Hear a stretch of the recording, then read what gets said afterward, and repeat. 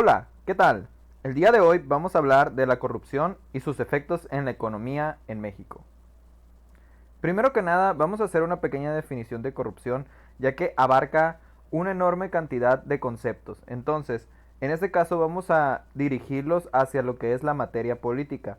En este caso se refiere a aquellos funcionarios que utilizan la función pública para su propio beneficio y no para satisfacer el bien común, siendo esta última razón por la cual fueron electos para esos cargos. En este caso se presenta un ejemplo que dice que si un juez acepta un soborno para decidir un caso de determinada manera, es un corrupto. Este tipo de actos de corrupción los hemos visto, es muy común, la verdad, en México ver este tipo de actos de corrupción. Y lo que podemos hablar en este video es la economía. En algún otro caso hablaré de las implicaciones en otros tipos de materias, pero en este caso vamos a hablar de la economía. ¿Cómo es que la corrupción afecta a la economía directamente en nuestro país? Primero que nada, ¿cuál es el nivel de corrupción en México? Más bien, si hacemos una comparación con otros países, ¿qué tan bien o qué tan mal estamos? Bueno, pues México actualmente está en el rango número 123 de 176 países, en el cual podría estar incluso más abajo. La razón es que existen demasiados empatados en 123 como un rango, pero si se pueden dar cuenta, hasta el 131 todavía estamos por ahí, ¿no? Entonces, estamos con países como Honduras, Laos, Moldova, Sierra Leone. Sierra Leone es uno de los países donde existe una gran cantidad de problemas con la población, desde enfermedades hasta problemas de índole social, de guerras civiles y de racismo a niveles bastante altos entre tribus. Entonces, pensar en comparar un país como Sierra Leone con México te hace ver que realmente es un problema muy grave la corrupción. Ahora, ¿cuáles son los efectos de corrupción en nuestra economía? Primeramente vamos a hablar de los costos.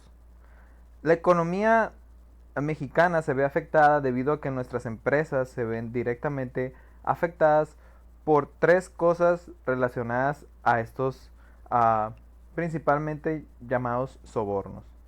Primeramente es el precio de los propios desembolsos ilícitos. Luego está el coste del manejo de las negociaciones con los cargos públicos. Y por último está el riesgo de incumplimiento de acuerdos o de la detección de estos actos de corrupción por otras dependencias. Esto quiere decir que te estás involucrando, te estás poniendo en el ojo del huracán y estás poniendo mucho en riesgo al momento de realizar estos actos. De hecho, existen muchas compañías extranjeras que a sus empleados y las mismas empresas impiden o hacen que este tipo de situaciones sean altamente penadas. Así que este tipo de compañías jamás van a permitirse el realizar una inversión en un país con corrupción realmente alta. E incluso si lo hacen, ellos saben que están arriesgando en estos rubros porque ellos no van a entrar en competencia a través de realizar sobornos. Entonces, todo ese tipo de cosas son cosas que los inversionistas toman en cuenta para poder tomar una decisión si van a invertir en un país o en otro. Entonces, la corrupción afecta directamente a nuestro país en estas materias, incrementando en este caso los costos. Ahora bien, alguien decía alguna vez que la corrupción ahorra tiempo. Es un argumento que he escuchado de demasiadas personas y se habla todo el tiempo de que la disponibilidad de estos sobornos, ¿verdad? Provoca que se reduzcan los tiempos a través de que de darle la vuelta, ¿verdad? Irse por otro camino y poder cumplir con las reglas supuestamente para poder ellos realizar el mismo trámite, ¿verdad? Que hacerlo de cierta manera, digamos, de la manera correcta, llevaría muchísimo más tiempo. Por decir, trámites que se toman a veces 3 a 6 meses, cuando se da un acto de este tipo, puede tomar semanas. Entonces, se piensa que se ahorra tiempo, pero la realidad es que conforme esta corrupción se va incrementando, podemos ver casos en los que las reglas, como dirían en Big Brother, las reglas cambian totalmente y cambian constantemente. Y esas reglas que cambian en nuestra burocracia provocan los problemas que hemos visto. También otras cosas son los retrasos. Por decir, un trámite que duraba una semana, para ellos pedirte un poco de dinero a cambio de que se haga más rápido, dicen, ¿sabes qué? Es que este trámite toma 3 meses. Cuando realmente es un trámite que la lógica te indicaría que llevaría una semana, ¿verdad? Pero ellos lo llevan a este nivel en el que dicen, ¿sabes qué? Es que va a durar 3 meses o 6 meses, pero si tú das este dinero, ¿verdad? Se va a realizar en una semana. La realidad es que este tipo de cosas suceden porque se sigue permitiendo la corrupción. La corrupción solo genera esos cambios en las reglas constantes y retrasos constantes. Entonces, ¿qué es lo que se propone para las empresas? Lo mejor que podría pasar, no solo para las empresas, sino para los ciudadanos, es que se eliminaran esas regulaciones costosas y prolongadas y obviamente el permitir que encubiertamente, ¿verdad?, sean sorteadas utilizando los sobornos. Pero creo que lo mayor o la forma más simple es facilitando esos trámites, ¿verdad? Que eso es lo que provocaría que no hubiera necesidad alguna de un acto de corrupción. No lo estás promoviendo porque es tan fácil el trámite y lo pueden notar ahorita en muchos trámites en México que se han empezado a realizar de manera digital y que realmente es muy sencillo hacerlos. Pero los que siguen siendo trámites en los que tú tienes que ir, formarte, toman un chorro de tiempo, todo ese tipo de situaciones, créanme que se les, se, no se entiende el hecho del soborno, pero lo promueve. Ahora, ¿qué otra cosa se ve afectada? Es uh, la sana competencia. Como lo pongo aquí, hay un ataque a la sana competencia cuando se habla de corrupción. ¿Por qué? Porque cuando se hace un acto de corrupción, se infla el coste de los negocios, se distorsiona el terreno de juego. ¿Por qué se distorsiona el terreno de juego? Es lo que hablábamos ahorita de las reglas. A lo mejor y te colocan un tipo de reglas, ¿verdad?, que sean más difíciles de cumplir para ciertas empresas. Entonces, esas empresas ya no van a poder entrar a competir por esas reglas que se pusieron, que en muchas ocasiones no son necesarias realmente. Simplemente lo hacen ¿para qué? Para facilitar que sus empresas, que ellos tienen como las preferidas y las que les van a dar su comisión, ¿verdad?, estén un paso adelante. Se blindan esas empresas a través de que existen conexiones con el orden público. Entonces, ¿qué es lo que genera? Genera empresas ineficientes.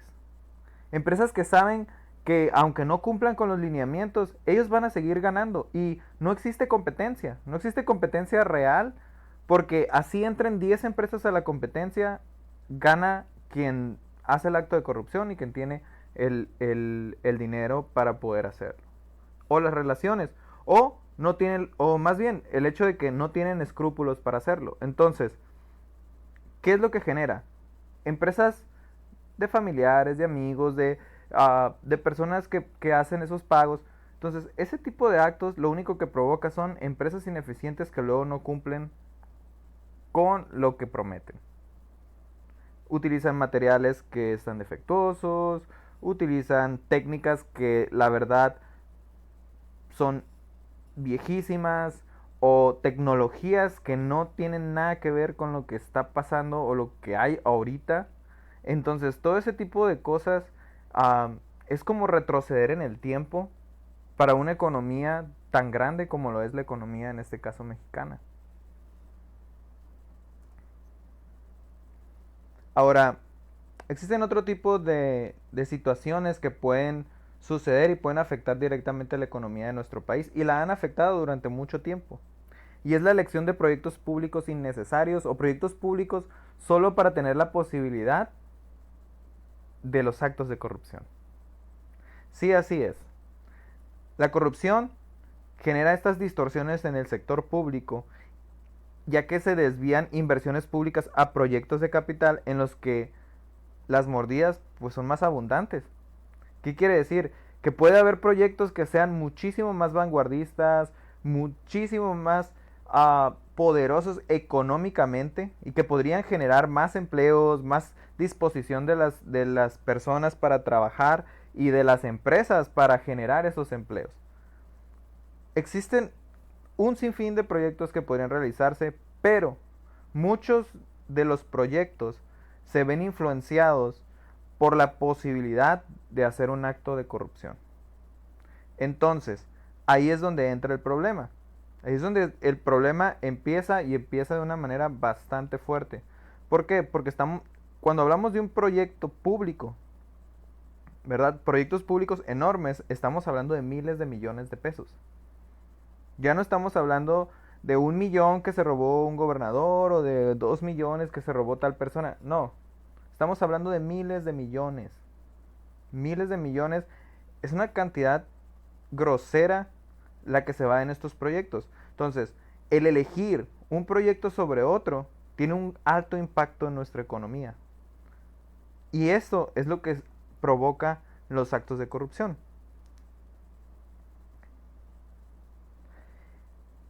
Otro detalle son las fallas en regulaciones.